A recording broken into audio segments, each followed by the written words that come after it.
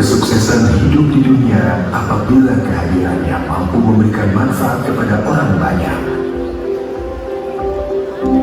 Khairun nas anfa'uhum linnas.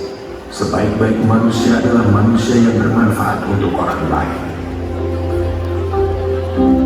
Kalimat tersebut bukan hanya sekedar slogan semata, namun sudah dapat dibuktikan oleh pesantren Al-Asriyah Nurul Iman Islamic Boarding School Parung Bogor, Jawa Barat, yang dipimpin oleh Ustazah Umi Wahidah, yang mempunyai filosofi hidup bukan untuk bersenang-senang, tetapi hidup adalah bekerja untuk Allah. Kejarlah akhirat, maka dunia akan mengejar.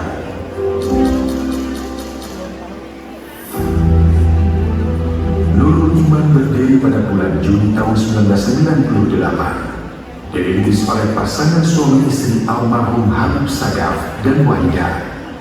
Kedua sosok ini kemudian akrab dipanggil dengan sebutan Abah dan Umi Wahidah. Dengan disaksikan para pejabat Pemda Kabupaten Bogor dan para duta besar dari beberapa negara tetangga, yaitu Duta Besar Arab Saudi, Brunei Darussalam, Singapura dan Malaysia, di atas lahan 17 hektar, peletakan batu pertama pendirian Pondok Pesantren Al-Asriyah Nurul Iman dilaksanakan.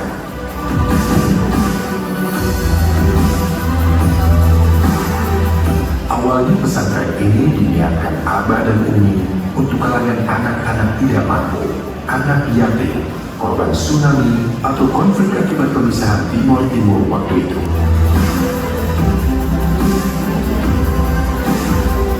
Sepeninggal Abah, Umi Wahidah dan para pengurus Nurul Iman bergerak cepat.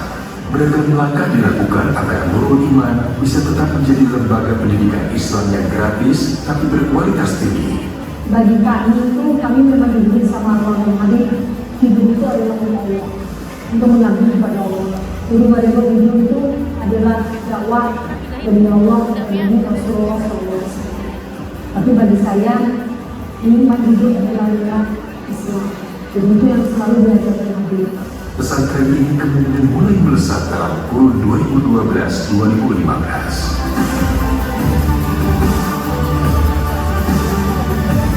Kami bekerja maksimal mungkin. Kami meningkatkan kualitas produksi kami. Kami berusaha ekonomi semua produk-produk yang kami miliki agar bisa diterima oleh konsumen masyarakat dan juga oleh wilayah sekitar. Dan insya Allah produk kami itu bisa diterima dengan negara dan seluruh keuntungan dari produk-produk yang kami produksi, yang kami pasarkan, yang kami berikan 100% keuntungan yang akan masuk di politik. Iman untuk jalan dakwah dari Rasulullah SAW.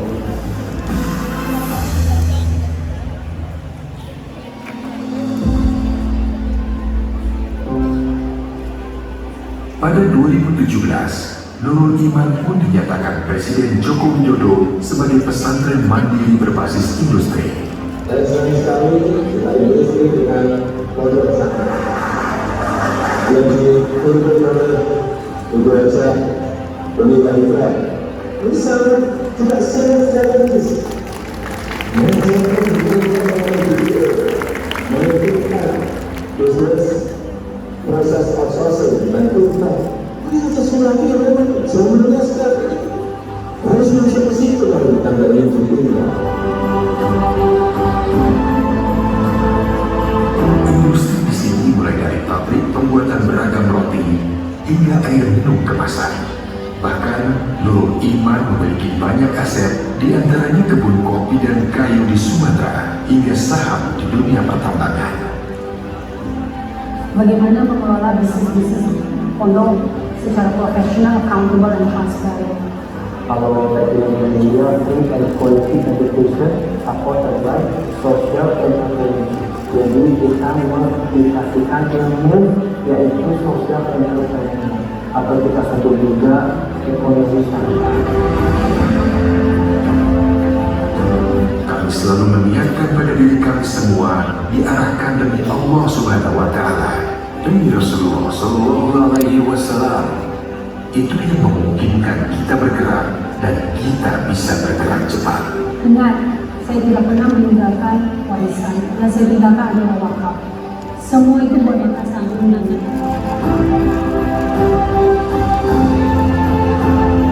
Berangkat dari kesadaran bahwa pendidikan adalah hak seluruh insan, tekad Abah dan Umi Wahidah untuk bersama memperjuangkan pendidikan diwujudkan dengan tekad menyelenggarakan pendidikan secara bebas biaya namun dengan tetap menjaga kualitas. Jadi Unima ini mau mengajar kepada non Indonesia by the world bahwa look at this community. Seorang ibu-ibu bisa mengurus 15.000 santri, memberi makan, tempat tinggal, kesehatan dan pendidikan gratis. Hari demi hari, nama Al-Ashriyah Nurul Iman semakin familiar di telinga masyarakat. Kiprahnya bukan hanya di dunia pendidikan di Indonesia saja, namun hingga ke mancanegara.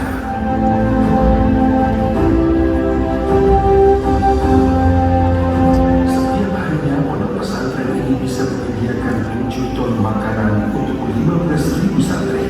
Para santri yang ada di pondok pesantren juga didanai untuk bekal pendidikan.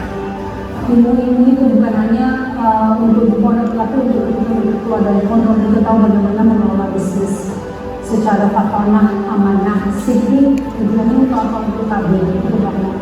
Jadi selalu saya bilang kalau kita punya kekayaan, uang itu harus dipakai untuk muslim dan muslim. Disitulah terciptakan ekonomi yang beriman. Dari beriman untuk beriman, dari pondok pesantren untuk pondok pesantren. Pondok pesantren Al-Ashriyah jadi bukti nyata santripreneur di Indonesia. Sebab santri juga diajarkan berwirausaha. Edukasi gratis yang didanai oleh social entrepreneurship ini usaha seperti pabrik roti, makanan, peternakan, pertanian, perikanan. Di sini menunjukkan bahwa gerakan berwirausaha akan melahirkan institusi pendidikan yang kuat yang membuka lapangan kerja seluas-luasnya. Pondok pesantren ini bertujuan untuk mendidik santri menjadi seorang pemimpin. Dia juga ingin melahirkan pengusaha mandiri. Tujuan kami adalah supaya bangsa Indonesia ini menjadi bangsa yang alim, menjadi bangsa yang pintar, yang pendidik. Tetapi bukan hanya alim, tapi harus menjadi bangsa yang kaya raya. Kaya raya dari mana? Dari usaha, dari dagang seperti Rasulullah SAW. Karena daya Tuhan yang terus pertama besar turun di balik harus kita dukung supaya memang dari sisi sinar agamanya, dari sisi wirausaha maupun juga dari sisi kemampuan mendidik anak-anak semuanya itu bersemakin luar. Insya Allah dengan kuasa Allah untuk kita besar maka juga semuanya amin amin ya Allah. Tapi menarik adalah para siswanya diajarkan 4 bahasa, yaitu bahasa Arab, Inggris, Jepang, dan Mandarin. Sehingga begitu lulus, para santri di sini punya kemampuan beragam bahasa yang hebat. Para santri juga dididik agar memiliki kemampuan di bidang bisnis. Sehingga telah begitu lulus, mereka tak cuma bisa jadi ustaz, tapi bisa jadi pebisnis handal. Bahkan kalaupun jadi ustaz, santrinya siap ditempatkan di daerah terpencil hingga daerah perbatasan sekalipun. Itu yang kami ingin supaya santri-santri kami, anak-anak kami mengerti bahwa ketika Anda mencintai Allah, Anda harus berani berkorban karena cinta tersebut. Love is a sacrifice. Cinta itu adalah pengorbanan. Dan buktikanlah pengorbanan itu. Kalau Anda bilang Anda cinta Allah, Anda cinta Rasulullah SAW, Anda cinta Islam, then prove it. Buktikan dengan pengorbanan itu. Kalau kami, insya Allah dari santri-santri ini, kami didik mereka harus menjadi syuhada. Mereka harus jihad melawan kemiskinan, jihad melawan kebodohan. Itu yang paling penting. Jadi mereka harus jadi orang pintar, orang alim, orang pandai, dan mereka harus jadi orang kaya. Kaya yang dibuat bisa.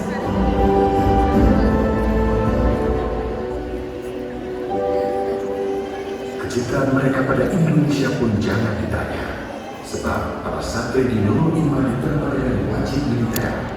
Untuk santri pendidikannya ditempa langsung di tempat pendidikan Kopassus Batu Jajar, Kabupaten Bandung Barat. Nurul Iman juga memiliki potensi tinggi dalam bidang olahraga. Para santrinya bahkan sudah banyak menuai prestasi, baik di dalam maupun luar negeri. Salah satu yang paling menonjol dari olahraga di Nurul Iman adalah Taekwondo. Santri di sini pernah tampil di Taekwondo World Championship di Columbia.